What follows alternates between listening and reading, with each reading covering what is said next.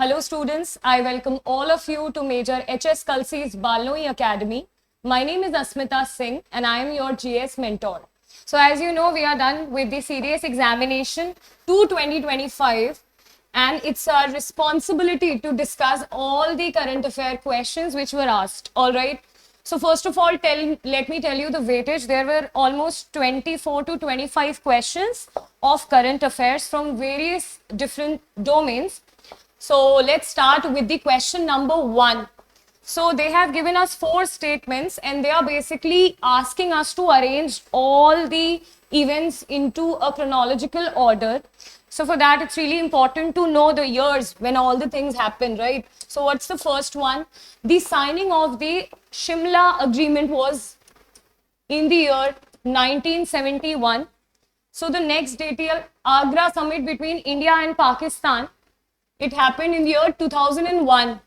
So the signing of the SAARC Charter at the first SAARC summit was in the year 1985. In fact, it is the establishment year of SAARC. All right. And India's first nuclear test, the name of the nuclear test was Smiling Buddha. And the year was 1974. Now this question has become a bit easy, right? So see, firstly, what will happen? We'll go with option number C. Why? Because 1971 Shimla Agreement, then comes the India's first nuclear test, then comes the signing of this charter, and in the end, the Agra summit between India and Pakistan. So the right answer is option number D. C, option number C. What's the next question? The next question is regarding which one of the following statements about the Tashkent Agreement is correct. Okay, so this place Tashkent is in Uzbekistan. 1966 में एक agreement होता है India और पाकिस्तान के बीच। देखिए, there was an ongoing war in 1965 between India and Pakistan, as we all know. उसको शांत करने के लिए और पीस की तरफ इंडिया और पाकिस्तान ने अपना कदम उठाया था। यहाँ के prime minister from India was Lal Bahadur Shastri ji और वहां से president Ayub Khan. Alright, so the year was 1966 और ठीक इस अग्रीमेंट के, ताशकंद एग्रीमेंट के एक दिन बाद लाल बहादुर शास्त्री जी की डेथ हो जाती है। ऑलराइट, तो ये पूरा कॉन्सेप्ट बहुत इंपॉर्टेंट है एग्जाम के लिए। हालांकि यहाँ पे बहुत ही इजी क्वेश्चन पूछा गया था कि कौन से दो देशों के बीच था 1960 वॉर की वजह से एक पीस अग्रीमेंट था between India and Pakistan. The rest options are wrong. The next question is who among the following was India's first woman chief minister? Now this question has repeated itself many a times. FCAT में आया है ये question, ठीक है, और फिर से CDS में एक स्टैटिक क्वेश्चन है, सुचेता कृपलानी, ठीक है। और यहाँ पे सिर्फ आंसर इनफ नहीं है, इसके साथ आपको याद रखना है year. This event happened in 1963। आपको ये भी पता होना चाहिए कि कौन सी स्टेट की चीफ मिनिस्टर बनी थी। ये बनी थी उत्तर प्रदेश की। सो Uttar Pradesh 1963, the very India got its very first woman chief minister, Sucheta Kriplani. All right. What's the next question? The next question is regarding 2 statements again, and it is regarding the Pradhan Mantri Fasal Bima Yojana. We already covered a lot of schemes India की, जिसको हम national current affairs या national news की category में रखते हैं. And this question is about Fasal Bima Yojana. The government of India has discontinued? No. It is still ongoing. The scheme is still ongoing, right? So the statement number 1 is incorrect. The government of India has approved the continuation of restructured weather-based crop insurance scheme. Yes, this is absolutely right. India ने इसको continue करा है, एक restructure, एक नया version लाया है, एक weather-based crop insurance scheme introduce की है. Statement number 2 सही है. अब एक आपको मैं टिप दूंगी which is very important for your examination. UPSC कई बार पूछ लेता है which of the following statement is incorrect. Imagine करिए एक सिचुएशन कि यहाँ पे अभी इनकरेक्ट पूछा होता, तो इनकरेक्ट में हमारा आंसर जाता 1, बट यहाँ पे हमसे क्या पूछा है, which of the following statement is are correct? Only 2. So option number B is right. ठीक है, इनकरेक्ट में आपको अपना आंसर बदलना होगा और यहाँ पे बहुत सारे स्टूडेंट्स गलती करते हैं। ठीक है, आगे चलिए। The next question is, which of the following statements is are correct? So see, we didn't have only one Bharat Ratna awardee, right? There were 3. C. Rajagopalachari. C. Rajagopalachari was one of them. The other 2 were C.V. Raman CV Raman and Sarvapalli Radhakrishnan. So it will not be a correct statement. Reason being, he was not the sole first recipient of Bharat Ratna. Along with him, इन दो को भी भारत रत्न से सम्मानित किया गया था. तो ये स्टेटमेंट आधी है, कंप्लीट नहीं है, इसीलिए इनकरेक्ट है. ठीक है, याद रखिएगा. Pandit Deendayal Upadhyay initiated the concept of integral humanism. Yes, this is a very famous information. ये कई बार एग्जाम में आती है. एंड किन्होंने इंटीग्रल ह्यूमैनिज्म के कॉन्सेप्ट को कॉइन किया था? He is none other than Pandit Deendayal Upadhyay. इनके नाम पे बहुत सारी इंडिया की स्कीम्स चलती है, रन करती हैं. ठीक है, सो और पूछा क्या है आपको? करेक्ट स्टेटमेंट मार्क करनी है, right? Yes. So again, only statement number 2 is correct. Now I've been noticing this is so long that CDS अब करंट अफेयर्स के क्वेश्चन को स्टेटमेंट के बेसिस पे पूछता है. एक क्वेश्चन में 3 से 4 इंफॉर्मेशन होती है. ऐसे में अगर आप डेप्थ में करंट अफेयर्स प्रिपेयर नहीं करके जाएंगे और आपकी नॉलेज आधी होगी, अगर आपको आधी इंफॉर्मेशन पता होगी, तो आपका क्वेश्चन गलत होने के चांसेस रहते हैं. इसीलिए in depth analysis current affairs का is very much required. So the next question is related to which one of the following pairs of institute and their location is are correctly matched. मैंने अभी भी NDA के current affairs में आपको एक बात बताई थी कि जितनी भी इंपॉर्टेंट इंटरनेशनल ऑर्गेनाइजेशन है उनके भी हेडक्वार्टर्स रियली इंपॉर्टेंट, और जितनी भी हमारी इंडिया की भी ऑर्गेनाइजेशन है उनके headquarters again are equally important. तो Indian institute of advance study कहाँ है? क्या ये शिमला में है, हिमाचल प्रदेश में है? बिल्कुल, ये करेक्ट है. ठीक है. Indian institute of Public Administration, is it in New Delhi? Yes, it is in New Delhi. New Delhi में DRDO भी है, Defence Research and Development Organisation, which is very much important when it comes to the defence current affairs और defence strategy के, right? Sushma Swaraj Institute of Foreign Service. अब इस तरीके से भी तो सोच सकते थे कि सुषमा स्वराज कहाँ की CM रह चुकी है. We all know, right? ये कैसे नैनीताल उत्तराखंड में हो सकता है? तो the right answer is New Delhi and not Nainital. ऊपर क्या इंफॉर्मेशन दी है चेक करिए. करेक्ट पूछा है या इनकरेक्ट पूछा है? They are asking about the correctly matched. So only 2 and which one? Option number A, because 1 and 2 are correct. The third one is wrong. Good question. Okay, the next question is about 2 festivals. And again, culture, festivals, heritage, इस पे India मतलब India की culture और इतनी ज्यादा rich है. We all know we are very diverse. So इस तरीके के एग्जाम में क्वेश्चन आना कोई चौंकने वाली बात नहीं है. ठीक है, हमने कवर भी किए थे. Erok Sim is a festival mainly celebrated by the Santhal community. बिल्कुल. और आपने सोचा कि ये क्वेश्चन क्यों दिया होगा? ज्ञान, it's very easy to predict किस तरीके के क्वेश्चन दिए जाएंगे. जो हमारी प्रेसिडेंट है द्रौपदी मुर्मू, वो किस कम्युनिटी को बिलोंग करती है? संथाल कम्युनिटी को. तो इसी तरीके के क्वेश्चन आएंगे. तो जो चल रहा है, जो करंट में चल रहा है, एकदम वो नहीं पूछेगा एग्जामिनर, उससे रिलेटेड कुछ ना कुछ पूछ लेगा. इरोक सिम और संथाल कम्युनिटी डेफिनेटली इंडिया में आजकल वोग में है, पॉपुलर है, काफी क्वेश्चन आ रहे हैं because of the president of India. Alright. Sangken is a Buddhist festival celebrated in Arunachal Pradesh. This statement is also absolutely right. एक क्वेश्चन में 2 इंफॉर्मेशन है कि ये जो फेस्टिवल है कौन सी सबसे पहले तो कम्युनिटी करती है या फिर कौन से स्टेट में सेलिब्रेट होता है. बुद्धिस्ट फेस्टिवल है या फिर कौन सी कम्युनिटी का है. Both the statements are correct और हमसे पूछा भी यही है कि कौन कौन सी करेक्ट है. So the right answer to this question is C. Both 1 and C. Both 1 and 2. So the right answer is option number C. Okay, let's move to the next question. Okay, so there are certain questions of computer as well, which are not that hard. Okay, this time CDS has introduced something very new.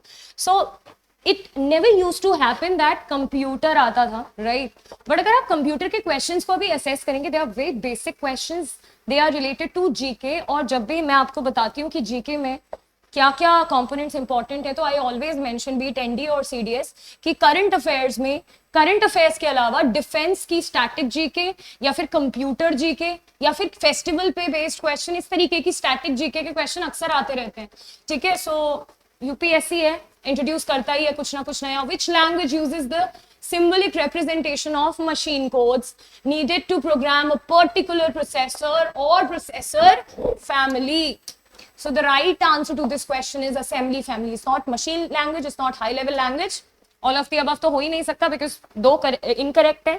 So the right answer is assembly language. Let's move to the next question, which is again related to computer. 5 to 6 questions है सिर्फ computer के. What are the uses of software ports? अगर software ports की बात करें, देखते हैं कौन कौन सी statement सही है. Whether it connects client computer to server, this is absolutely right. Yes, it does connect. All right. It connects external devices to computer. No. It identifies different services like email, file transfer. Yes, absolutely right. It connects peripheral like cameras or scanners. No. Okay. So what is the right answer? Only option number 1. Statement number 1 and statement number 3 are correct, and they are also asking about the correct statement. So the right answer is B. The right answer is B. 1 and 3. यहाँ पे answer mark करते हुए again I have notice so many candidates यहाँ पे तक तो सही होते हैं, नीचे आते आते बिकॉज एग्जाम का प्रेशर होता है कई बार यहाँ पे गलती कर देते हैं. ये गलती नहीं करनी है. ठीक है, चलिए. The next question is okay, assuming the computer is a 4-bit computer, what result is produced after subtraction of 3 from 5 using the 2's complement representation? Again, if you're having a good idea of computer, it's not that typical question. इसका सही answer होगा 10010. ठीक है, again it's just a class जहाँ पे explanation नहीं होगा, सिर्फ आपको answers बताए जाएंगे. So I won't be going into the intricacies of this topic, but the right answer is option number B. The next question is, which one of the following is not a logical? Okay, really, इससे ज़्यादा कोई easy question हो सकता है. हम सबने gates के बारे में पढ़ा है, NAND, NOT, OR, AND. What is this division? This is nothing. So the right answer is division. See, such an easy question, right? What's the next question? The next question is about, all right, firewall, which is again a computer-based question. So हमें देखना है कि कौन सी purpose होती है firewall का, क्या क्या पर्पस होता है. So it examines each packet arriving from the internet. No, that's not true. It doesn't do this. It prevent unauthorized access. Yes, it does. ठीक है. It also blocks the suspicious activity. It is the purpose of firewall. All right.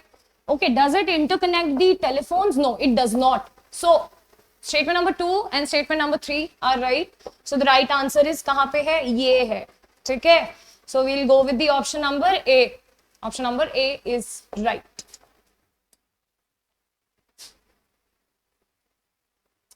All right. See, defense का question NDA और CDS में नहीं आएगा तो कहाँ आएगा? इस बार I don't know why defense के थोड़े questions कम थे, but be ready कि अचानक से 10 से 12 क्वेश्चन भी कई बार सीडीएस में डिफेंस के ही देखे जाते हैं. मैत्री जो कि एक जॉइंट मिलिट्री एक्सरसाइज है. अब आपको देखिए, जब भी आप एक्सरसाइज के क्वेश्चन कर रहे हैं, आपको एक नहीं 2-3 चीजों का ध्यान रखना है. सबसे पहले तो जो एक्सरसाइज है वो किन 2 या 2 से अधिक नेशंस के बीच है. दूसरी चीज जो आपको ध्यान में रखनी है, whether it is an army exercise, it's a military exercise, air force की एक्सरसाइज है या नेवी की एक्सरसाइज है, और it is a coast guard exercise. Alright. और इसके अलावा आपको उसके कई बार कि कौन सा अभी वर्जन चल रहा है, ठीक है, कौन सा एडिशन है एक्सरसाइज का, वो भी ध्यान रखना है. So there are so many things to keep in mind. हालांकि यहाँ पे एक सिंपल सा सीधा सा क्वेश्चन पूछा था जिसका सिंपल सा आंसर है थाईलैंड. थाईलैंड की आर्मी और इंडियन आर्मी कौन सी exercise? Joint military exercise which is a bilateral. Bilateral मतलब 2 कंट्रीज. ठीक है. ट्राइलेटरल में 3 countries will be there and multilateral में more than 3. Alright. So it's a bilateral exercise between India and Thailand. All right. Which one of the following statement about Nilgiri, Surat, Vagashir? Again, if you are a defense aspirant, ये question अगर सीधे answer नहीं कर सकते तो इनको आप बहुत इजीली एलिमिनेट कर सकते हो, राइट? हम सबने ये नाम कई बार नेवी, जब भी हम नेवल फोर्सेस की बात करते हैं तो ये नाम हमें अक्सर सुनने में आते हैं. हम कॉर्वेट्स के बारे में पढ़ते हैं, हम फ्रिगेट्स के बारे में पढ़ते हैं, हम डिस्ट्रॉयर्स के बारे में पढ़ते हैं, हम इंडियन नेवल शिप्स के बारे में पढ़ते हैं. प्रोजेक्ट्स होते हैं नेवी के बहुत सारे, लाइक 15A, 75A. तो इस तरीके के क्वेश्चन तो बिल्कुल भी टफ नहीं है भाई. What is the right answer? These are the combatants commissioned by the Indian navy. ठीक है. So combatants of Indian navy. The other 3 are absolutely wrong. Tiger reserve नहीं है. ठीक है. Biodiversity park maintaining Indian army, no. और tiger reserve maintained by the Indian navy, no. There is no tiger reserve which is maintained by Indian navy, Indian army और Indian air force so far. Alright. So this question is again very easy, common sense based था. Which one of the following surveys are being conducted by the Ministry of Statistics and Program Implementation, Government of India? And yes, now this question is a really difficult one.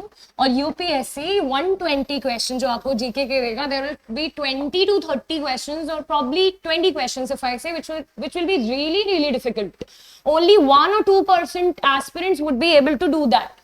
But इसका मतलब ये नहीं है कि pressure में आ जाना है, कोई बात नहीं, आप नहीं कर पा रहे, रेस्ट ऑफ द कैंडिडेट्स भी उसको अटेम्प्ट नहीं कर पाएंगे. ये कुछ ज्यादा ही इंट्रिकेसी में गया है, ये क्वेश्चन बहुत डेप्थ का है, ठीक है. जो रेगुलरली पीआईबी फॉलो करते हैं, न्यूज़पेपर पढ़ते हैं, करंट अफेयर्स को एकदम कहते हैं ना छान मारते हैं, वो शायद इस क्वेश्चन को कर पाते हैं. मैं इसका आंसर बताती हूँ. ये सारी की सारी, ठीक है, all 4 of them basically come under this Ministry of Statistics Program Implementation and Government of India. So it is survey on social consumption, health, comprehensive modular survey, telecom and ICT skills, yes, periodic labor force survey, yes, an annual survey on unincorporated enterprises. All of them are right. So the right answer is option number A. Again, a piece of advice for all of you. If you don't know anything about a particular question, be it current affair, be it English, be it GK, there is no need to touch that question. So this way you will stop yourself bringing a negative marks. All right. Chaliye. The next question is related to some match the following. What's the question? Okay. As I told you, international organization is one of the most important topics of current affairs. See, there are not 1 but 4 international organization. The very first, अभी NDA के paper में भी European union के flag के ऊपर question आया था, जो हमने अभी थोड़ी देर पहले डिस्कस करा था. अगेन ईयू की बात कर दी है. ईयू हुआ था 1993 में establish. All right. Asia Pacific Economic Corporation which is known as APEC, ये एस्टैब्लिश हुआ है 1989 में. Association of South East Asian Nation, ASEAN हमने अभी डिस्कस करा था, राइट, उसके फ्लैग को डिस्कस किया था. It was formed in the year 1967, and this FTAA, Free Trade Area of the Americans, ये basically 1994 में. तो क्या हमें मैच करना है, क्या हम मैच कर सकते हैं? देखिए, ए किसके साथ जाएगा? 4 के साथ. यहाँ पे भी 4 है, यहाँ पे भी 4 है, यहाँ पे भी 3 है, यहाँ पे भी 3 है. अब देखिए सी किसके साथ जाएगा? क्या सी 2 के साथ जाएगा? नहीं, सी, हाँ, सी 2 के साथ ही जा रहा है, राइट? हाँ जी. So the right answer is option number C. The right answer is option number C. और डी जाएगा आपका 1994. Very important question. क्लास में जो डिस्कस हुआ है वहीं से पेपर आया है. The paper is not that tough. All right. Which one of the following military operations was not undertaken by India? Now you must be thinking ये question क्यों दिया था? देखिए, ऑपरेशन सिंदूर, पहलगाम अटैक 22 अप्रैल, very unfortunate event, right.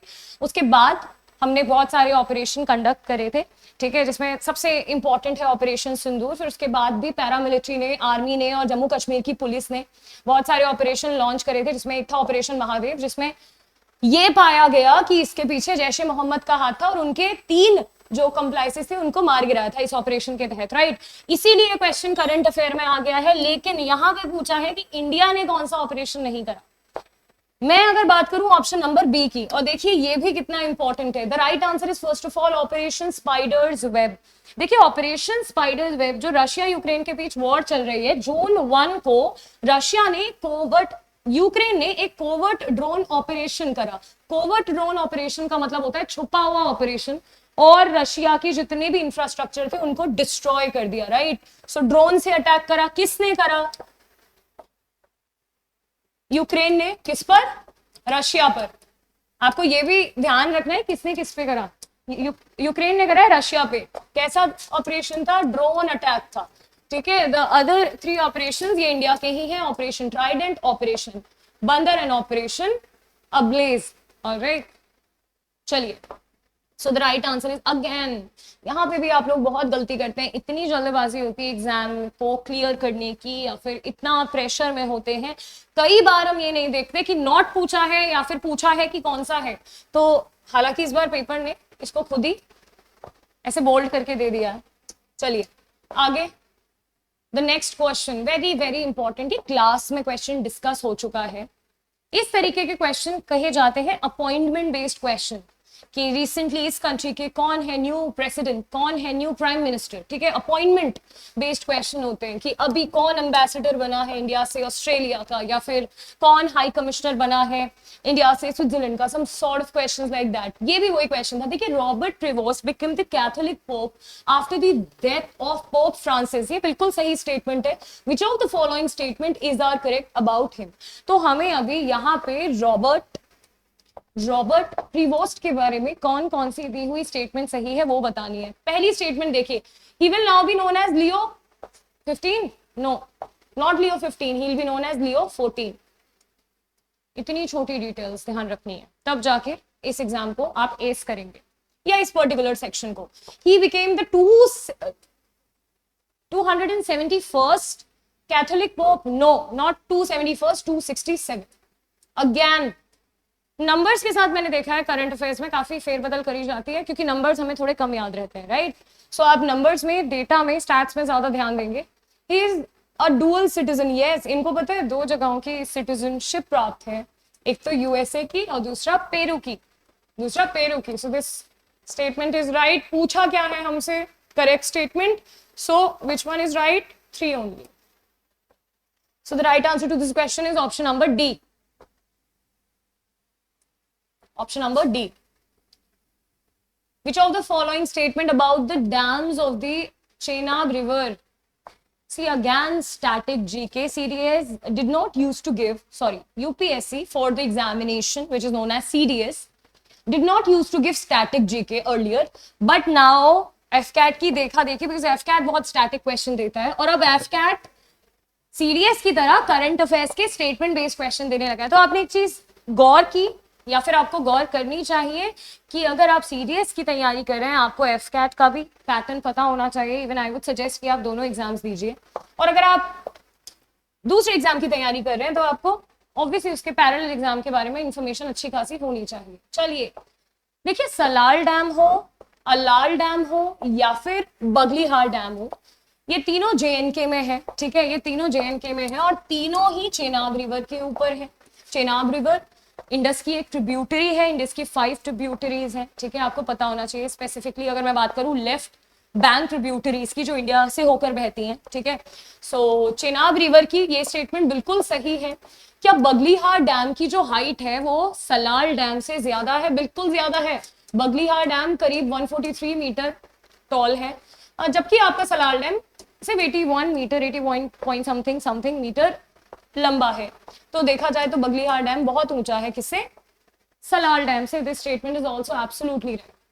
Statement अगर आप third को पढ़ें, which is again in depth situation, Salal dam को ऑपरेट कौन करती है? Jammu and Kashmir power development? No, Salal dam को ऑपरेट करती है एनएचपीसी लिमिटेड, और आपके बगलीहार डैम को ऑपरेट करती है Jammu and Kashmir power development corporation.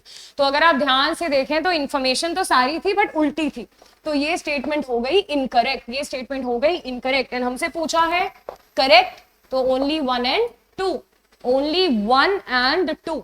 Alright, good question. चलिए, which of the following statement about Alcatraz which was recently in news is are correct? देखिए, ये जो आप करंट अफेयर है इंडिया का नहीं है, ये यूएसए का है, ठीक है, यूएस बेस्ड इंफॉर्मेशन है, लेकिन ये आपको कवर करनी इसीलिए जरूरी है क्योंकि करंट अफेयर का सबसे पहला ही टॉपिक होता है इंटरनेशनल न्यूज की ग्लोबली क्या चल रहा है भाई, ठीक है। देखते हैं एल्क्राज के बारे में। एल्क्राज है क्या? It was once the defence fort on Alcatraz island of America. ये सिर्फ एक डिफेंस फोर्ट नहीं था, किला नहीं था, ये इनफैक्ट एक टाइम पे एक जेल भी थी। ये आइलैंड इतना ज्यादा सेक्लूडेड है ना अपने मेन पार्ट से कि यहाँ पे जिसको सजा पे भेजा जाता था उसके लिए बड़ी कठिन सजा मानी जाती थी, जैसे यहाँ पे भी काला पानी की सजा बोली जाती है। तो वैसे ही अमेरिका में जिसको इधर इस आइलैंड पे भेज दिया जाता था ना, तो उसके लिए प्रिजन ही होता था वो, ठीक है, तो कैदियों को वहां पे भेज दिया जाता था। तो देखा जाए तो पहली स्टेटमेंट भी सही है और दूसरी स्टेटमेंट भी सही है। It was once occupied by a group of Native American students known as Indians of All Tribes. बिल्कुल, सी कितना ब्यूटीफुल क्वेश्चन है। कुछ टाइम पहले अमेरिकन स्टूडेंट्स जिनके ग्रुप का नाम था इंडियंस ऑफ ऑल ट्राइब्स, उन्होंने इसको जाके क्या कर लिया था, इस पूरे आइलैंड को जाके कैप्चर कर लिया था। हालांकि बाद में गवर्नमेंट ने और बेसिकली अपनी मिलिट्री के साथ उसको फिर से रिकैप्चर कर लिया था, but yes this statement is also true. और इस क्वेश्चन को भी मैं थोड़ा सा टिपिकल क्वेश्चन की कैटेगरी में रखूंगी। सो यहाँ पे देखा जाए तो all the 3 statements are correct ही पूछा है, so the right answer would be option number C.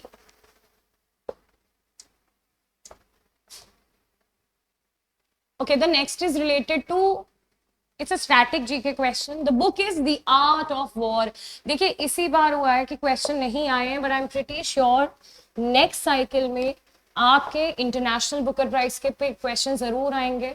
Nobel literature prize किसको मिला है, या नोबल प्राइज जो कि 6 कैटेगरीज होती हैं वो किसे मिले हैं, ठीक है, या ग्रैंड स्लैम्स के विनर कौन है। बिकॉज इस बार ये पैटर्न आ गया है तो अगली बार पैटर्न फॉर श्योर चेंज होगा। ये कौन सी कैटेगरी है करंट अफेयर्स की, अवार्ड्स एंड ऑनर्स की कैटेगरी है, ठीक है, या फिर बुक्स एंड ऑथर्स की कैटेगरी है। ये जो बुक है द आर्ट ऑफ वॉर, ठीक है, it's not by these 3, it is by Niccolo Machiavelli. So Niccolo Machiavelli used to be a great philosopher, उनकी बुक है द आर्ट ऑफ वॉर, ठीक है। सो कोई रिसेंट बुक पे क्वेश्चन नहीं, पुरानी बुक है, ठीक है, इंपॉर्टेंट है। Okay, the other question is, see, again, सीधे नहीं पूछा ऑपरेशन सिंदूर में क्या यूज किया, कौन से वेपन यूज करे, बट उसी से डिड्यूस करके करंट अफेयर क्रिएट किया है। करंट अफेयर क्या क्रिएट करा है, which of the following statements about India's military arsenal is are correct. Hammer missile, ठीक है, हमारी ही है, रफाल जो कि आपका बेसिकली एक डसॉ एविएशन का, फ्रांस का एयरक्राफ्ट है, राइट। सो स्काल्प क्रूज मिसाइल। एक और चीज जो ध्यान देने वाली है, एनडीए में पूछ लिया था बैलिस्टिक मिसाइल पे क्वेश्चन, और बैलिस्टिक मिसाइल क्या करती है, प्रोजेक्टाइल पाथ को फॉलो करती है, यहां से आप अपना इसको बेसिकली लॉन्च करते हैं, then it hits the target. Cruise missile कैसा पाथ फॉलो करती है, इस तरीके का, एक एयरप्लेन की तरह, ठीक है, ऐसे हॉरिजॉन्टल पाथ, लैंड के जस्ट पैरेलल ऊपर जाके टारगेट को हिट करती है। बिल्कुल स्काल्प पे क्रूज मिसाइल है। यहां पे कई बार यूपीएससी इस तरीके के क्वेश्चन रख देगा, SCALP ballistic missile is also known as Storm Shadow. बिल्कुल नाम स्टॉर्म शैडो ही है, लेकिन अगर यहाँ पे बैलिस्टिक मिसाइल दिया होता तो ये स्टेटमेंट गलत हो जाता। बट अभी फिलहाल ये स्टेटमेंट बिल्कुल सही है, scalp is a cruise missile जिसका दूसरा नाम है storm shadow. Hammer missile is a weapon system built for the Rafale fighter aircraft. This is absolutely right. BrahMos missiles are built under a joint venture between India and Russia. Absolutely. हमारी ब्रह्मपुत्र इनकी एक river है, Moscow river, joint venture था किसका, India Russia का। और इस BrahMos missile which is again a cruise missile. So India की 2-3 मिसाइलें जो बहुत फेमस है, क्रूज मिसाइल, जिसमें एक है BrahMos, जिसमें है निर्भय और जिसमें है स्कैल्प मिसाइल, ठीक है।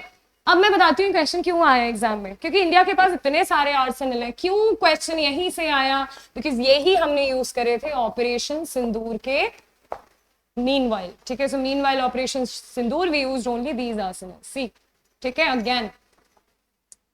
And the other question based on Arnala, which is an anti-submarine warfare shallow watercraft. शायद ही कोई क्वेश्चन था जो करंट अफेयर की क्लास में नहीं डिस्कस हुआ था। We discussed about Arnala, right? What is Arnala? Arnala is basically an indigenously designed ship of or a shallow watercraft of India for Indian Navy. Absolutely right. Indigenously built है, किसी country से हमने इसको export नहीं, import नहीं करा है। It is named after the historic Arnala fort located in Maharashtra. Absolutely right. लेकिन इस स्टेटमेंट को इनकरेक्ट वो कैसे कर सकता था, महाराष्ट्र की जगह एमपी, केरला या कोई भी स्टेट को नाम मेंशन करके, बट यहाँ पे बिल्कुल सही है।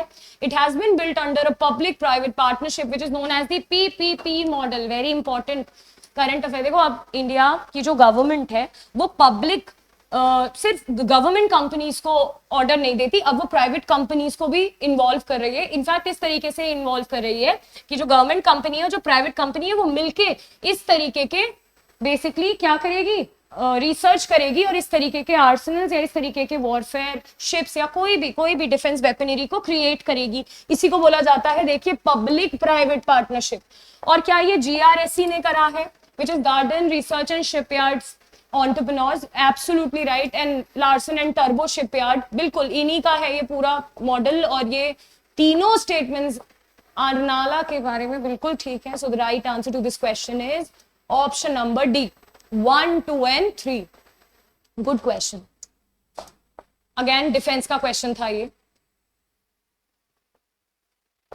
अब now this question again is a bit typical, because यहाँ पे एग्रीकल्चर का क्वेश्चन आ गया है, जो कि बेसिकली एग्जाम में या सीडीएस एनडीए की बात करूं तो ज्यादा इंपॉर्टेंस होल्ड नहीं करता. ठीक है, इस तरीके के क्वेश्चन उस एग्जाम में ज्यादा आते हैं जहां पे एग्रीकल्चर से रिलेटेड आपको कोई पोस्ट के लिए अप्लाई करना है. But it's okay, it's a part of current affairs.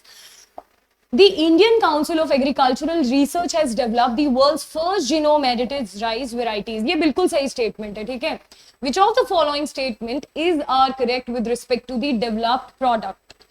देखिए, the genome-edited varieties DRR rice 100 Kamla and Pusa DST rice 1 have been developed by IARI New Delhi.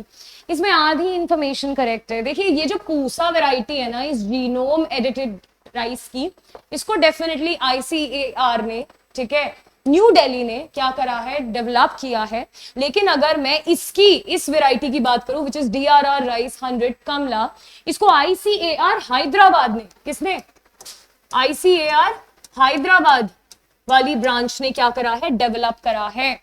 और इस तरीके से ही एग्जामिनर आपको फंसाने की कोशिश करता है. आप जल्दीबाजी में होंगे, आप सिर्फ दूसरे की इंफॉर्मेशन मैच करेंगे, पहले की नहीं करेंगे, राइट. तो this statement is wrong. DRR rice 100 कमला, जो कि हैदराबाद में ICAR ने डेवलप करा है, based on Samba Mussoorie, it's basically एक वेराइटी है चावल की, हैज अ शॉर्टर ड्यूरेशन. बिल्कुल, बहुत ही जल्दी मैच्योर हो जाता है, बहुत जल्दी ये खिल जाता है. ठीक है, प्रॉब्ली 20 डेज का कुछ इसका ड्यूरेशन रहती है. तो ये स्टेटमेंट बिल्कुल सही है, और हमसे पूछा भी यही है कि कौन सी करेक्ट है. So 2 only, but it's a good question. Star mark, a tough one. ठीक है, okay. So we have covered these 24 questions so far, but again it's high time to discuss और to assess कि basically कहाँ से question आए. देखिए, कुछ 6-7 categories होती हैं करंट अफेयर्स की, starting with the international news, then comes the national news, then comes awards and honours, then comes sports, then comes defense, then comes the important international organizations like World Health Organization, United Nations, World Meteorological Organization. ठीक है, सो घूम फिर के सारे questions. And one more thing, इस बार science and tech के question कम थे, लेकिन एक बहुत इंपॉर्टेंट एरिया है करंट अफेयर्स का जहां से बार बार क्वेश्चन आते हैं, which is known as science and technology. Alright, so ये 6-7 कॉम्पोनेंट्स हैं, 6-7 कैटेगरीज हैं जो आपको रेगुलर पढ़नी है, आपको रेगुलर इनसे अपडेटेड रहना है, तब जाके you would be able to clear this current affair section of CDS. With that, I wish you all the luck for the upcoming avenues and take care. Jai Hind.